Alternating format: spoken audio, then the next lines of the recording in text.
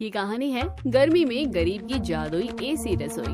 मोहन बहुत ही समझदार था, जो कि कृपालपुर गांव के अंदर रिपेयरिंग का काम किया करता था। वो सभी चीज अच्छे से रिपेयर करना जानता था। एक दिन उसके पास हरिया एक पंखा रिपेयर करवाने के लिए आता है। देखो ना मोहन भाई, ये पंखा सही से चल ही नहीं रहा है। कितनी कोशिश कर ली। कोई बात नहीं हरिया भाई, मोहन के हाथ में आने के बाद हर चीज चलने नहीं दौड़ने लगती है। तुम बिल्कुल भी फिक्र मत करो मोहन भाई, लेकिन इसे ठीक करवाने के लिए अभी मेरे पास सिर्फ 200 रुपए हैं। पर हरिया, तुम तो जानते ही हो कि पंखा 300 रुपए से कम में ठीक नहीं होता, और मैं तो इस दुकान पर सिर्फ दिहाड़ी का काम करता हूँ। अगर मैंने ये पंखा सस्ते दामों पर ठीक कर दिया तो दुकान का मालिक बेकार में मुझे उल्टा सीधा सुनाएगा। भाई भी बोलते हो और भाई की मदद भी नहीं कर सकते तुम। जानते हो ना मोहन भाई कि गर्मी कितनी बढ़ गई है। कोई भी बहाना लगाकर इस पंखे को ठीक कर दो ना, और 200 रुपए ले लो। तुम्हारा भी तो परिवार गर्मी में तड़पता होगा ना। तुम तो मेरा दर्द समझते हो। हरिया की मासूम भरी बातें सुनकर अब मोहन को उस पर दया आ जाती है और वो उसका पंखा ठीक करके उसे दे देता है, और हरिया भी उसे 200 रुपए दे देता है। भगवान तुम्हारा भला करे मोहन भाई, तुम सच में बहुत अच्छे इंसान हो। इतना बोलकर हरिया वहाँ से चला जाता है, लेकिन मोहन को ये नहीं पता था कि दुकान का मालिक वहाँ पर आ चुका है और मोहन से कहता है, ओ मोहन, जरा बता कितने रुपए लिए तूने हरिया से पंखा ठीक करने के। मालिक जी, मैंने उससे 200 रुपए लिए हैं, और बस वो मैंने आपके गल्ले में डाल दिए हैं। तुझे एक ही बात किसी बकरी की तरह कितनी बार रटानी पड़ेगी। एक पंखा हम ठीक करने का 300 रुपया लेते हैं, उससे 1 रुपए भी कम नहीं लेते। फिर तूने इस दुकान का खुद को मालिक समझ लिया है क्या, जो उससे 200 रुपए ले लिए?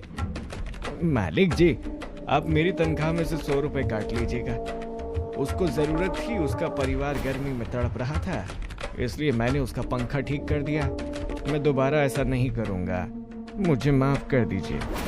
बिल्कुल नहीं मोहन, तूने कई बार ऐसा किया है।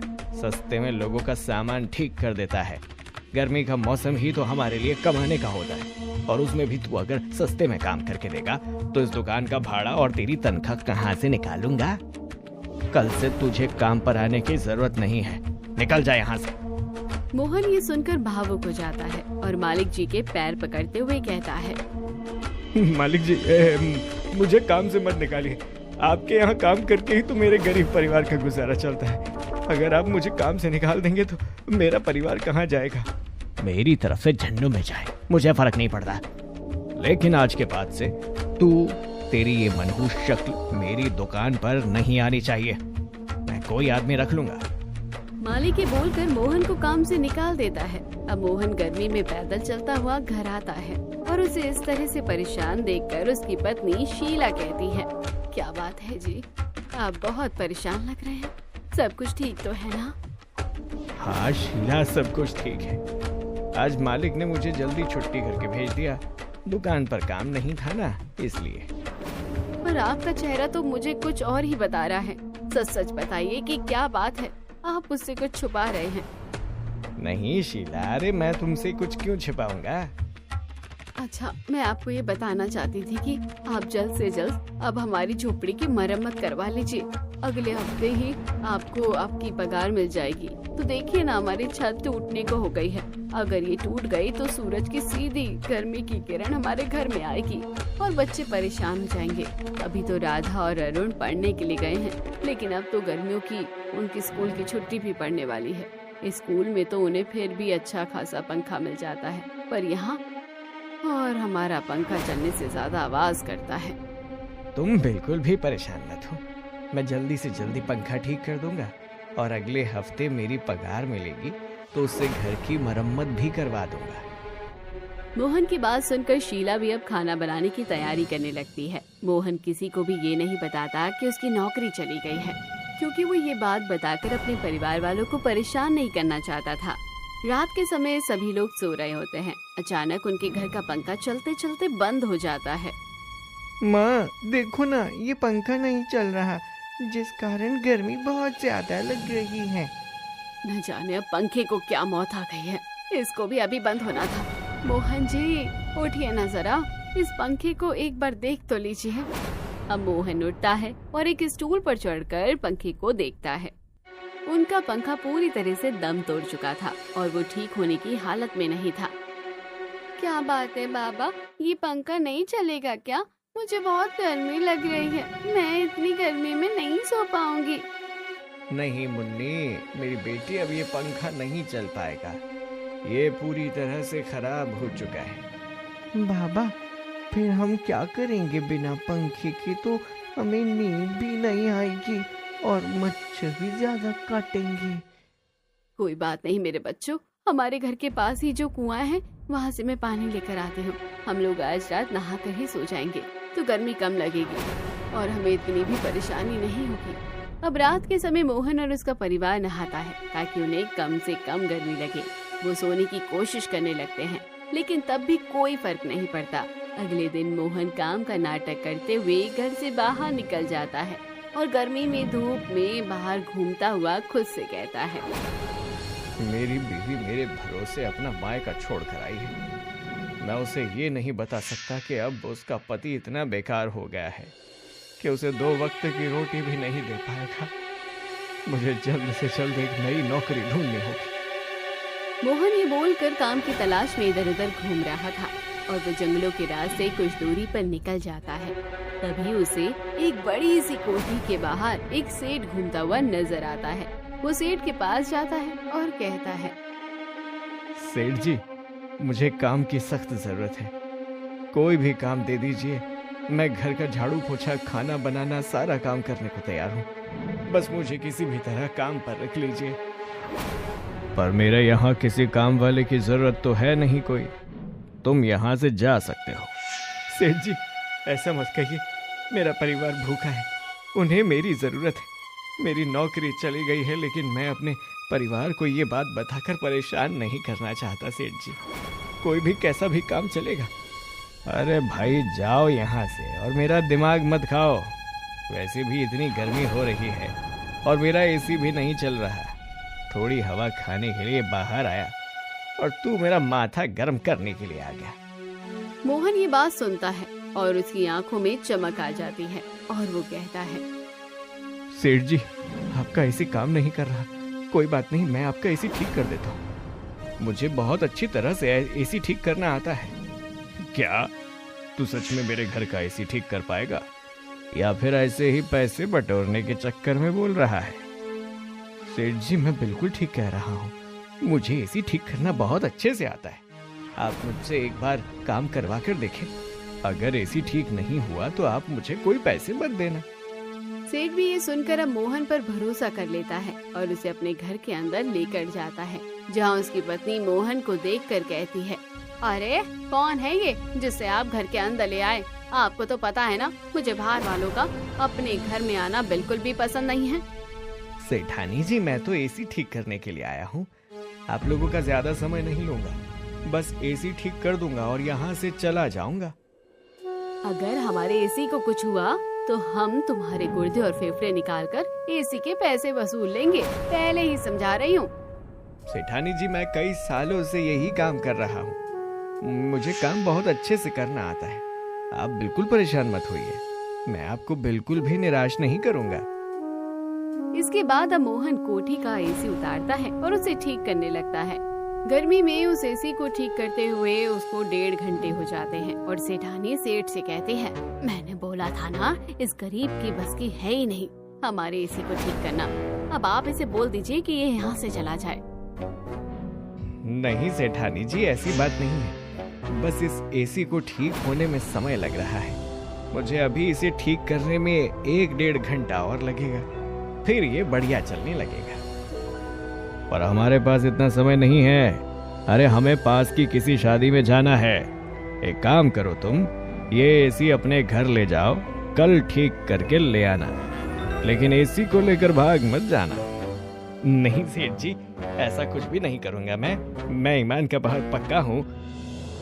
तो फिर ठीक है, हम तुम पर भरोसा कर लेते हैं। ये एसी लेकर आप अपने घर चले जाओ और कल एसी को ले आना। बाहर साइकिल रखी हुई है, तुम उस पर एसी को बांधकर अपने घर ले जाओ। अब मोहन उस साइकिल पर एसी को बांध देता है और तपती धूप में उसे एसी को घर ले जाता है। जिसके बाद उसकी पत्नी जैसे ही उस एसी को देखती है तभी वो कहती है, अजी ये किसके घर का एसी उठा लाया आप? ये तो बहुत महंगा लग रहा है। हाँ शीला, मुझे एक सेठ सेठानी मिले थे। उनके घर में ये एसी खराब था। उन्हें किसी शादी में जाना था और वो मुझे अकेले घर में नहीं छोड़ सकते थे, इसलिए उन्होंने मुझे बोला है कि मैं ये एसी ले जाऊं और ठीक करके इन्हें वापस कर दूं। कोई भी इंसान किसी पर इतना यकीन कैसे कर सकता है कि आपको अपने घर का महंगा एसी दे दिया? पर अच्छी बात है, 2-4 पैसे फालतू आ जाएंगे। मोहन भी अब उस एसी को ठीक करने लगता है और मुन्नी और अरुण भी उसके पास बैठकर ये सब देखने लगते हैं। कुछ ही देर में मोहन अपनी मेहनत से एसी को ठीक कर देता है और उसे एक बार चलाकर देखता है तो उसमें ठंडी ठंडी हवा आती है। एसी की हवा लेकर मुन्नी बहुत खुश होकर कहती है, पापा इसमें तो बहुत ठंडी हवा आ रही है। आप ये एसी कल देना, क्योंकि आज हम इस एसी की ठंडी हवा में सो जाते हैं। हाँ बाबा, इससे हमें गर्मी भी नहीं लगेगी और हम बहुत देर तक सो भी पाएंगे। नहीं बच्चों, ये हमारे घर के संस्कार नहीं है। ये हमारे घर का एसी नहीं है, इसलिए हम इसे नहीं चला सकते। जब ये एसी ठीक करने पर मुझे पैसे मिलेंगे तो मैं तुम लोगों के लिए नया पंखा लेकर आ जाऊंगा, पर अभी हम इस एसी को नहीं चला सकते। सब लोगों को मोहन की बात बिल्कुल ठीक लगती है और मोहन अपने परिवार के साथ एसी में रात को नहा धोकर सो जाता है, क्योंकि उनका पंखा तो खराब था जो वो ठीक नहीं हो रहा था। लेकिन रात को एक जादुई रोशनी आती है और मोहन के घर के बाहर खड़ी हुई साइकिल गायब हो जाती है। सुबह जैसे ही शीला और मोहन को ये बात पता चली तो शीला ने कहा, न जाने किस चोर को मौत आ गई थी जो साइकिल चुरा कर ले गया। अब आप सेठ जी और सेठानी को क्या ही जवाब देंगे? बहुत बुरा हुआ शीला, मैंने सोचा था कि बच्चों के लिए नया पंखा ले आऊंगा, लेकिन अब मुझे एसी को ठीक करने के बदले जो पैसे सेठ सेठानी मुझे देते हैं मैं उन्हें वापस कर दूंगा, क्योंकि साइकिल मेरे घर से चोरी हुई है। सोचा था नौकरी नहीं है तो कुछ पैसे आ जाएंगे। नौकरी नहीं मतलब? मोहन अपनी नजरें झुका लेता है और सारी सच्चाई शीला को बता देता है। सारी सच्चाई जानने के बाद शीला की आंखों में आंसू आ जाते हैं और वो कहती है, जी आप हम लोगों से इतना प्रेम करते हैं कि अकेले इतना सारा दुख झेलते रहे और हमें कुछ नहीं बताया। अगर आपको कुछ हो जाता तो?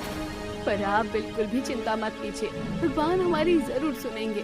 मेरा दिल कहता है कि सब कुछ ठीक हो जाएगा।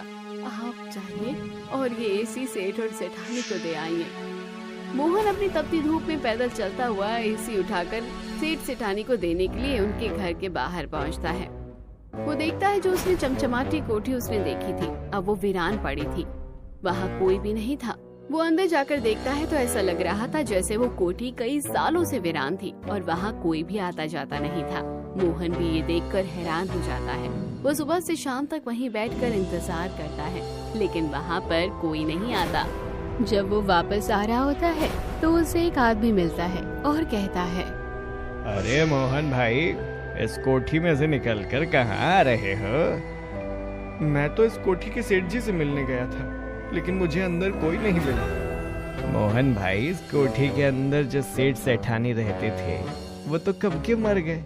सुना है किसी नौकर ने उनके साथ धोखा किया था और उनके घर का सारा सामान चुरा कर भाग गया और सेठ सेठानी की गाड़ी का टायर पंक्चर कर दिया जब वो पड़ोस के किसी शादी में जा रहे थे। मोहन को ये सारी बात जानने के बाद बड़ी हैरानी होती है कि अचानक ये चमचमाती हुई कोठी वीरान कैसे हो गई और सेठ सेठानी मर गए थे। तो जिसे वो मिला था वो कौन थे?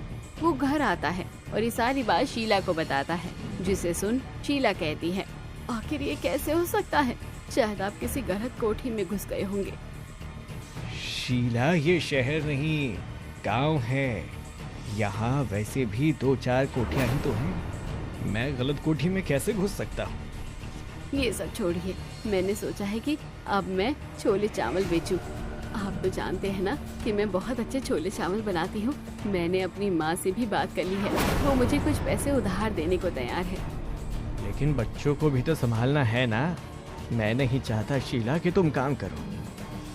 हम दोनों दुख सुख के साथ हैं, इसलिए सारे दुख और सुख हम दोनों को मिलकर ही साथ बिताने हैं। आप इतनी फिक्र मत कीजिए। जिसके बाद अब मोहन और शीला रात के समय खाना खाकर मुन्नी और अरुण के साथ सो जाते हैं और एसी वहीं कोने में रखा हुआ था। लेकिन तभी बिना बिजली के एसी चलने लगता है और उसमें से ठंडी हवा आने लगती है। रात को ठंडी हवा आता देख सब लोगों की नींद खुल जाती है। बाबा देखो, अरुण ने एसी चला दिया है। आपने बोला था ना एसी नहीं चलाना है। बाबा, मुन्नी झूठी है, मैंने एसी नहीं चलाया, आपकी कसम। मोहन देखता है तो एसी का वायर लगा ही नहीं था, लेकिन एसी चल रहा था। ये देखकर वो सब हैरान हो जाते हैं। तभी उसमें से नोट बरसने लगते हैं। कुछ ही देर में वहाँ पर दो रोशनी प्रकट होती है और कहती है, मोहन तुम दिल के बहुत अच्छे हो। देखो, हमारे नौकर ने हमारे साथ धोखा किया और सामान लेकर भाग गया, लेकिन जब हमने तुम्हें एसी दिया और साइकिल गायब हो गई, तब भी तुम तपती गर्मी में पैदल चलकर एसी को लौटाने के लिए आए। तुम सच में बहुत अच्छे हो। इसलिए अब हम दोनों की आत्माओं को मुक्ति मिल चुकी है, क्योंकि हमारी मुलाकात एक नेक दिल इंसान से हो चुकी है। आज के बाद ये जादुई एसी रसोई तुम्हारी है शीला। तुम यहाँ से अपने छोले चावल बेचना शुरू कर सकती हो। यहाँ तुम छोले चावल बनाओगी तो तुम्हें गर्मी भी नहीं लगेगी, और जब तुम उन्हें बेचोगी तो वो ग्राहक के खाने तक गर्म रहेंगे। आप लोग हमारे लिए इतना कुछ क्यों कर रहे हैं? हम तो आपको जानते ही नहीं हैं। खून के नहीं, कुछ रिश्ते तो दिल के होते हैं शीला। हमारे बच्चों ने हमें कब का यहाँ बेसहारा छोड़ दिया था, लेकिन तुम्हारे प्यार का अपनापन देखकर हमारी आत्मा को मुक्ति मिल गई है। सेठ और सेठानी की आत्मा अब एक रोशनी के रूप में वहाँ से गायब हो जाती है, जिसके बाद इनका पूरा घर ठंडा हो जाता है। धीरे धीरे शीला भी अब अपनी जादुई एसी रसोई में राजमा चावल, छोले चावल, वो सारे व्यंजन बनाकर बेचना शुरू कर देती है, और इसमें मोहन भी उसकी मदद करता है। ऐसे ही कुछ महीने बीत जाते हैं। सब कुछ ठीक हो गया है, लेकिन ये घर हमारे बच्चों के रहने लायक नहीं है। हमारे पास इतने तो पैसे भी हैं, क्यों ना हम पड़ोस वाला घर जो बिक रहा है उसे खरीद ले और उसे तोड़वा कर एक अच्छा सा घर बनवा ले, जहाँ हम बच्चों का भविष्य साकार कर सके। और इस छोटी सी झोपड़ी में अपनी जादुई एसी रसोई शुरू रखूंगी, और यहाँ पर कुछ कुर्सियाँ भी डाल दूंगी, ताकि गर्मियों में लोग आए तो यहाँ बैठकर खाना खा सके और मैं गर्मा गर्म परोस सकूं। ये तो बहुत अच्छा आइडिया है शीला। अगर पड़ोस वाला घर बिक रहा है तो हम उसे खरीद लेते हैं, और उसके बाद हम उस घर में शिफ्ट हो जाएंगे, और इस घर से तुम अपनी गर्मी में गरीब की जादुई ऐसी रसोई चलाना, जहाँ पर हम और भी ज्यादा व्यंजन बेचेंगे। माँ, सच में लोगों के साथ भला करो तो लोग भी हमारे साथ भला ही करते हैं। देखो ना, वो सेठ जी और सेठानी जी हमें एक जादुई एसी देख कर गए, जिसकी वजह से अब हमारी सारी परेशानियाँ दूर हो गई हैं। और पता है माँ, गांव में बहुत कम घरों में एसी है, और हमारे पास तो गर्मी में एसी वाली रसोई है। हम तो कितने किस्मत वाले हैं ना। हाँ मेरे बच्चों, अगर हम सबके साथ अच्छा करते हैं तो हमारे साथ भी हमेशा अच्छा होता है। इसलिए तुम्हें ऐसे ही सबके साथ हमेशा अच्छा करना होगा। जहाँ एक तरफ वो मोहन अब अपने पड़ोस का घर खरीद लेता है और वहाँ पर एक पक्का मकान बनाकर अपने परिवार के साथ रहने लगता है, तो वहीं शीला भी गर्मी में जादुई एसी में तरह तरह के व्यंजन बनाकर सस्ते दामों पर लोगों को खिलाया करती है, और सभी लोगों को खाना बहुत पसंद आता है। वहीं दूसरी तरफ मोहन के मालिक ने मोहन को काम से निकाल दिया था। उसका नया कर्मचारी सारे पैसे लेकर वहाँ से भाग जाता है। तभी वो मालिक रोते हुए कहता है, हे राम, मर गया, बर्बाद हो गया। कल मुआ मेरी सारी कमाई लेकर भाग गया। 1 महीने की कमाई रखी हुई थी गल्ले में। अब मैं किसी को क्या मुंह दिखाऊंगा? कैसे इस दुकान का किराया दूंगा? हे भगवान, मैं तो बर्बाद हो गया। मैंने मोहन के साथ बहुत गलत किया, उसी की सजा मुझे मिल रही है। मैं कल ही जाकर उससे उसकी तनख्वाह दे दूंगा। अब मालिक मोहन के घर आता है तो उसके घर में इतना सब कुछ देखकर हैरान हो जाता है और मोहन से हाथ जोड़कर माफी मांगते हुए कहता है, माफ करना मोहन, मैंने तुम्हारे साथ सच में बहुत गलत किया, इसीलिए मेरे साथ बुरा हुआ। मैं तुम्हें यहाँ तुम्हारी बची हुई तनख्वाह देने आया हूँ। मैं जानता हूँ कि ये तुम्हारे लिए अब मायने नहीं रखती, क्योंकि तुम इससे ज्यादा कमाते हो, पर ये तुम्हारी मेहनत की कमाई है, इसे रख लो। मालिक मोहन को उसके हिस्से के पैसे देकर वहाँ से चला जाता है और गर्मी में गरीब की एसी वाली रसोई उनकी पूरी जिंदगी को बदल कर रख देती है और मोहन भी अपने परिवार के साथ अब हंसी खुशी रहने लगता है। धीरे धीरे वो अपना वापस रिपेयरिंग का कारखाना भी खोल लेता है, क्योंकि वो उसके हाथ का गुण था और वो उसे भूलना नहीं चाहता था। तो दोस्तों, कैसी लगी कहानी कमेंट बॉक्स में जरूर बताइए। चैनल को अब तक सब्सक्राइब नहीं किया तो जरूर कर लीजिए। ये कहानी है गर्मी में गरीब फ्रूट कोला आइसक्रीम वाली। रवि एक पेड़ की छांव में आराम से लेटा हुआ था। तभी वहाँ जमींदार आता है और उसको इस तरह आराम करता देखता है तो उससे कहता है, ए रवि, तू इस तरह पेड़ की छांव में आराम क्यों कर रहा है? तेरा काम खत्म हो गया क्या? नहीं साहब, मेरा काम खत्म नहीं हुआ है।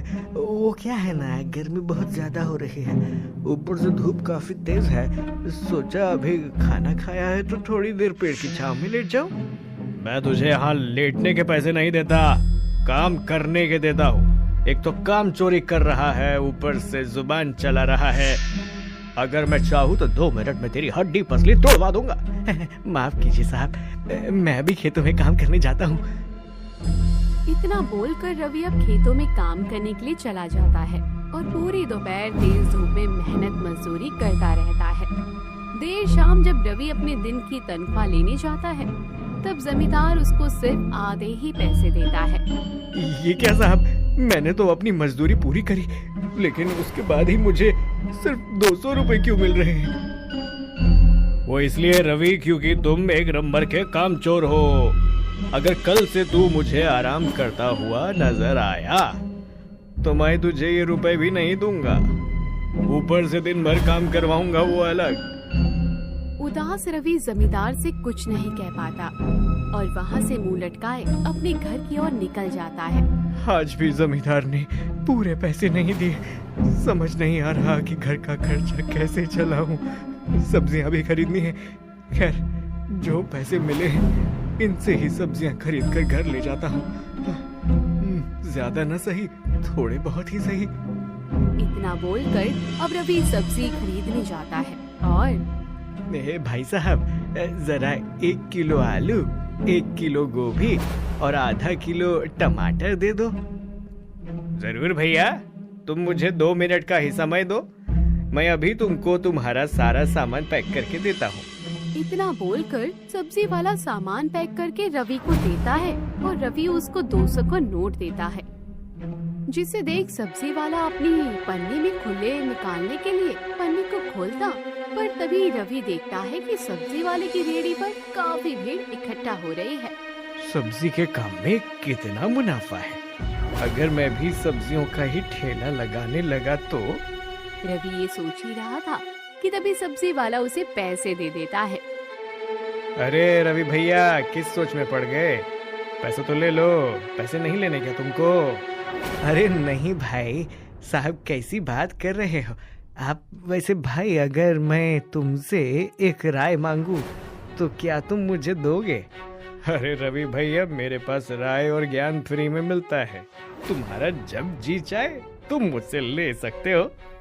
भाई साहब, मैं सोच रहा हूँ कि क्यों ना मैं भी तुम्हारी तरह सब्जियों का ठेला लगाऊं। क्या मेरा ठेला लगाना सही रहेगा क्या? मैं जमींदार की जमीन पर काम कर कर के बहुत थक चुका हूँ। वो ना तो मेरा मेहनताना सही से देता है और ना ही तमीज से बात करता है। तुम तो जानते ही हो कि जमींदार कितना बुरा इंसान है। अब ये तो हर मजदूर की जुबानी है भाई, लेकिन अगर तुम जमींदार के जमीन पर काम नहीं करना चाहते और उसके काम से बचने के लिए अपना ठेला लगाना चाहते हो तो हाँ, तुम्हारे लिए सब्जी का ठेला लगाना बहुत अच्छा होगा। लेकिन अगर तुम अपने हिसाब से चल रहे हो या अपने घर को देखोगे तो जब तक तुम्हारा ठेला एक जगह जम नहीं जाता तब तक तुम्हारा ठेला लगाने का कोई फायदा नहीं, क्योंकि जब ग्राहक तुम्हारे ठेले पर आएंगे ही नहीं तो तुम्हारी सब्जियां खराब हो जाएंगी। और तो और यहाँ वैसे ही बहुत सारे सब्जी वाले हैं। तो भाई साहब मुझे क्या करना चाहिए जिससे मैं अपने परिवार का गुजारा भी कर लूं और 2 पैसे बचा भी लूं? देखो भाई रवि, तुमने मुझे भाई कहा है और तो और मैं तुम्हें अपना छोटा भाई भी समझता हूँ, इसीलिए एक बड़े भाई के नाते तुम्हें समझा रहा हूँ कि तुम यहाँ सब्जी का ठेला लगाने के बजाय सबसे पहले जमींदार से अपना हिसाब चुकता करो। उसके बाद उनसे जो पैसे मिलेंगे तुम उनसे सब्जी की जगह फल खरीदना, क्योंकि यहाँ आसपास फल वाला नहीं, क्या पता तुम्हारा फल का बिजनेस अच्छा चल जाए। तुम्हारा बहुत बहुत धन्यवाद भाई साहब, तुमने मुझे अच्छी सलाह दी है। अब मैं सबसे पहले जमींदार के यहाँ से काम छोड़ूंगा। इतना बोलकर रवि अब वहाँ से चला जाता है और घर आने के बाद वो अपने हाथों की सब्जी अपनी पत्नी शीतल को देता है। पति का उतरा हुआ चेहरा देख शीतल को ये समझने में देरी नहीं लगती कि आज भी कुछ हुआ है। जिसके बाद, क्या हुआ जी, आज आप बहुत परेशान लग रहे हैं, सब कुछ ठीक तो है ना? हाँ शीतल, सब कुछ ठीक है, बस थोड़ा थक चुका हूँ। पता नहीं क्यों पर मुझे ऐसा एहसास हो रहा है कि कुछ बात तो है जो आप मुझसे छुपा रहे हो। शीतल, मुझे कुछ समझ नहीं आ रहा कि मैं क्या करूं। जमींदार की जमीन पर जिंदगी भर मजदूरी नहीं कर सकता। अगर मजदूरी करता रहा तो ना मैं अपने बेटे की परवरिश कर पाऊंगा और ना ही अपने घर को चला पाऊंगा। सोचा कि सब्जी का ठेला लगा लूं, लेकिन सब्जी वाले भैया ने मुझे कहा कि यहाँ ठेला लगाने का कोई फायदा नहीं और उन्होंने मुझे फलों का ठेला लगाने के लिए कहा है। तो इसमें खराबी क्या है रवि जी? शीतल, सब्जियों के मुकाबले फल ज्यादा महंगे होते हैं और फल का ठेला लगाने के बाद अगर मेरे फल ना बिके तो किसी को कुछ नहीं पता। कोई भी काम करने से पहले हम उसके नकारात्मक प्रभाव के बारे में क्यों सोचें? हो सकता है कि हमारे फलों का ठेला अच्छा चल जाए। शीतल की बात सुनकर अब रवि बहुत खुश हो जाता है और इस तरह वो अगले दिन जमींदार के पास जाता है। काम करने से वो मना कर देता है। जमींदार साहब, मैं अब आपकी जमीन पर काम नहीं कर सकता। लेकिन क्यों? अब कौन सा तेरे नए ड्रामे शुरू हो गए जो तू यहाँ आकर कर रहा है? माफ करना साहब, लेकिन आप हमें बहुत कष्ट देते हैं।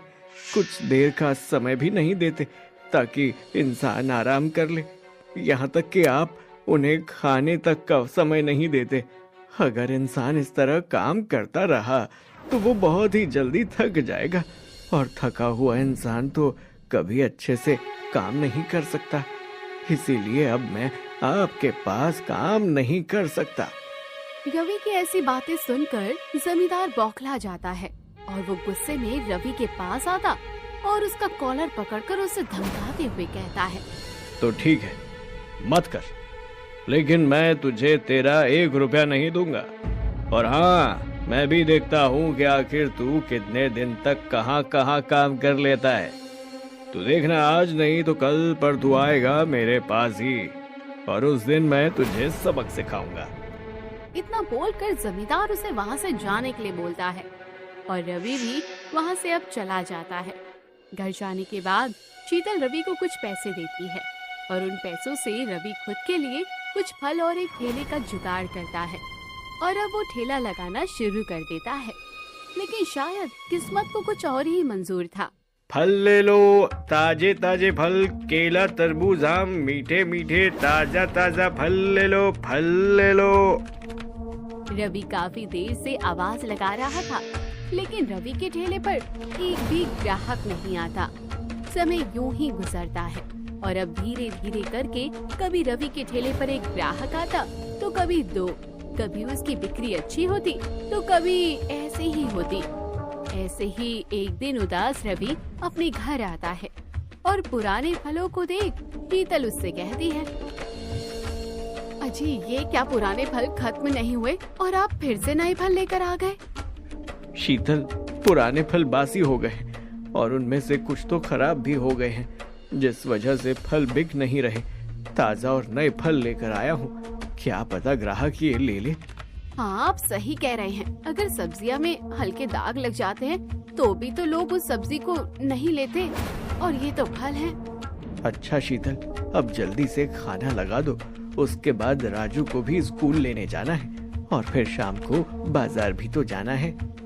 इतना बोलकर रवि खाना खाता है और कुछ देर बाद अपने बेटे को राजू स्कूल लेने जाता है। स्कूल से लाकर अपने वो ठेले पर खराब सब्जी साइड करके ताजा फल लगाकर बाजार में बेचता है।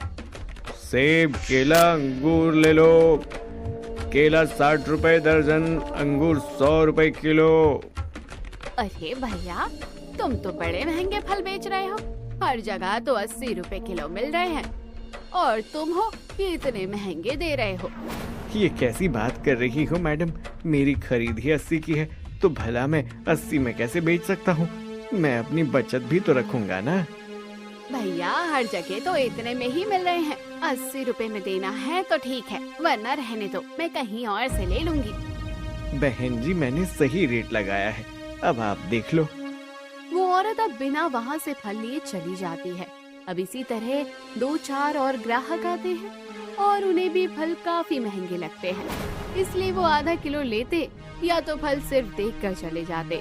शाम को अब रवि अपने फल को देख खुद से कहता है, आज भी सारे फल बच गए। अगर मैंने इन्हें आज शाम तक नहीं बेचा तो कल शाम तक ये फिर से खराब हो जाएंगे, और पहले से ही घर में 5 किलो फल रखे हैं जो खराब हो रहे हैं। अगर ये 10 किलो फल भी खराब हो गए तो क्या करूंगा मैं? इतने सस्ते में बेच भी नहीं सकता। 2 रुपए नहीं कमाऊंगा तो क्या फायदा है ऐसे काम का? परेशान रवि को अब कुछ समझ नहीं आता और वो रेट का रेट बेचता है, पर फिर भी उसके फल ज्यादा नहीं बिकते और रात को वो 4 किलो फल लेकर वापस अपने घर आता है। इतने सारे फल देखकर एक बार फिर शीतल परेशान हो जाती है। एक तो इतनी गर्मी, ऊपर से सही से कमाई नहीं हो रही, फल घर के और सड़ रहे हैं। जितना हम लागत लगा रहे हैं उतने का प्रॉफिट तो नहीं हो रहा। तुम बिल्कुल सही कह रही हो शीतल, मुझे तो समझ ही नहीं आ रहा कि आखिर हम क्या करें। ना तो हमारी बिक्री हो रही है और ना ही घर में 1 रुपया है। माँ, घर में सारे फल खराब हो रहे हैं। इससे अच्छा है ना कि आप इसका जूस बनाकर मुझे दे दो। आपको पता है, हमारे स्कूल के बाहर एक फल की दुकान है। वो हर तरह का जूस भी बेचता है, वो भी फलों का बनाकर, वो भी उसमें कोका कोला डालकर। वो कोल्ड ड्रिंक मुझे बहुत पसंद है। आप भी मेरे लिए वही जूस बना दो ना। बेटा राजू, तू किस जूस की बात कर रहा है? जूस में कोई कोका कोला थोड़ी ना डालता है, और मैं इसमें कोका कोला कहाँ से डालूं? माँ, मैंने अपनी आंखों से देखा है बनाते हुए। जब आप मुझे स्कूल लेने जाओगी ना तो मैं आपको वो दुकान दिखाऊंगा, फिर आप देखना। शीतल, राजू अब अगर इतनी जिद कर रहा है तो मान लो ना उसकी बात, और एक बार देख आओ कैसे वो फलों का जूस बनाता है। क्या पता हमारे फल नहीं बिक रहे पर जूस बिक जाए। हम इतने फल का तो जूस नहीं बना सकते, ना कुछ से सही कुछ मिल जाए वही अच्छा। सभी के कहने पर अब अगले दिन जब शीतल राजू को स्कूल ले जा रही होती है तो रास्ते में राजू अपनी माँ को वही दुकान दिखाता है जिसकी बात राजू कर रहा होता है। अब जूस पीने के बहाने राजू अपनी माँ के साथ उस दुकान पर जाता है जहाँ शीतल अपनी आँखों से देखती है कि जूस वाले को फल का जूस बनाते हुए। भैया, ये तुम कैसा जूस बना रहे हो? भला जूस में कोका कोला और आइसक्रीम कौन मिलाता है? बहन जी, एक नई डिश है। इसमें फल का जूस निकाला जाता है और उसके बाद स्वाद बढ़ाने के लिए कोका कोला मिलाया जाता है, और बच्चों को आकर्षित करने के लिए इसे हम आइसक्रीम बना देते हैं, और ये एक जूस पूरे 30 रुपए का मिलता है। क्या 30 रुपए? फिर तो भैया आप रहने दो, मेरे पास इतने पैसे नहीं है। इस तरह शीतल ना तो जूस लेती है और ना ही अपनी इंसल्ट करवाती है और बड़ी ही होशियारी के साथ फ्रूट कोला आइसक्रीम जूस बनाना सीख लेती है और घर जाते ही सबसे पहले सेब और अंगूर का जूस निकालती है और अपने बेटे को 50 रुपए देकर उससे कोका कोला और आइसक्रीम मंगवाती है। ये लो माँ, ये आइसक्रीम गले उससे पहले तुम मेरे लिए वो जूस बना दो। तुम्हारा पहला ग्राहक मैं ही बनूंगा। हाँ बेटा, क्यों नहीं, मेरे ग्राहक तो तुम बच जाओगे, पर और ग्राहक को पसंद नहीं आया तो? इसलिए बिल्कुल सही सही बताना, मैंने इस गर्मी में fruit juice Coca Cola ice cream को कैसे बनाया है? क्योंकि शीतल ने पहले से ही अंगूर और बाकी फलों का जूस निकाल रखा था, इसलिए वो उसमें बस कोल्ड ड्रिंक मिलाती है। राजू द्वारा लाई हुई आइसक्रीम उसके ऊपर लगा देती है। अब जब राजू अपनी माँ के हाथ का कोका कोला आइसक्रीम जूस पीता है तो वो अपनी माँ की काफी तारीफ करता है। माँ, आप तो सच में कुछ भी कर सकती है, मजा ही आ गया। इतना अच्छा Cola Cola ice cream juice P के इतना अच्छा तो वो दुकान वाले अंकल भी नहीं देते। मैं तो कहता हूँ फ्रूट सड़ने गलने और फेंकने से अच्छा है कि आप घर के ही बाहर दुकान खोलो या फिर मेरे स्कूल के बाहर दुकान खोलो, वहाँ ज्यादा कमाई होगी। शीतल को राजू का ये आइडिया बहुत पसंद आता है और रात को जब रवि घर आता है तो सारी बात शीतल अपने पति को बताती है।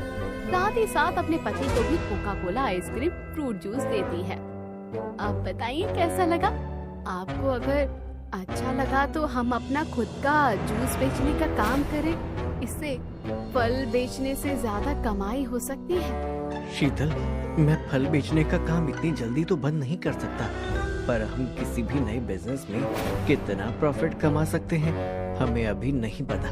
वैसे भी तुम तो जानती हो कि फलों का काम भी मैंने अभी शुरू किया है, इसलिए तुम ये काम अकेले करो। मैं फल बेचूंगा और तुम ये अपना कोला कोला आइसक्रीम वाला काम करना, ताकि हमारे फल भी बर्बाद ना हो और वो काम में भी आ जाए। अब क्या था, बिना कोई देरी करे रवि अगले दिन अपनी बीवी के लिए जरूरत के सारे सामान ले आता है और एक छोटे से ठेले पर कुछ फ्रूट्स और मशीन आइसक्रीम और कोका कोला लेकर स्कूल के थोड़ी ही दूर पर शीतल जा खड़ी हो जाती है। तो वहीं हमेशा की तरह आज भी रवि फ्रूट्स बेच रहा था। कुछ ही देर में स्कूल की छुट्टी होती है और स्कूल के बाहर एक नई जूस की दुकान देख बच्चों की भीड़ वहाँ उमड़ आती है। मुझे भी Coca Cola fruit juice ice cream चाहिए, वो भी चॉकलेट आइसक्रीम फ्लेवर के साथ। हाँ हाँ बेटा, क्यों नहीं, चॉकलेट फ्लेवर सिर्फ 20 रुपए में है और मिल्क फ्लेवर मात्र 15 रुपए में। अभी मेरे पास सिर्फ 2 ही फ्लेवर हैं। अगर आप लोगों को और कोई नया फ्लेवर चाहिए तो मेरा पहले जूस पीकर बताना कि ये जूस कैसा बना है। बच्चों की भीड़ जमा करने के लिए और अपनी कमाई करने के लिए शीतल नए नए पैतरे अपनाती है और ठेले पर आए लोगों से बहुत ही प्यार से बात करती है और उन्हें उनकी पसंद का कोका कोला आइसक्रीम जूस बनाकर देती है। आंटी, मेरा चॉकलेट फ्लेवर तो बहुत अच्छा है। ये कोका कोला आइसक्रीम मुझे तो बहुत पसंद आई, पर मुझे तो वो वनीला फ्लेवर चाहिए था। लेकिन कोई बात नहीं आंटी, कल से आप वनीला फ्लेवर भी लेकर आना। इस तरह आधे घंटे के अंदर शीतल की अच्छी कमाई हो जाती है और वो पूरे दिन कोका कोला आइसक्रीम बेचकर जब रात को घर आती है तो दोनों पति पत्नी अपने अपने बिजनेस का हिसाब करते हैं। अरे आज भी 10% का भी मुनाफा नहीं हुआ। 4000 का फल खरीदा था और कमाई सिर्फ 1000 रुपए की हुई। पर देखिए ना जी, मैंने सिर्फ पहली बार 5000 का लागत लगाया है और पहले ही दिन 20,000 की कमाई हो गई। अगर भगवान ने चाहा तो हमारा कोका कोला आइसक्रीम का बिजनेस अच्छा चल सकता है।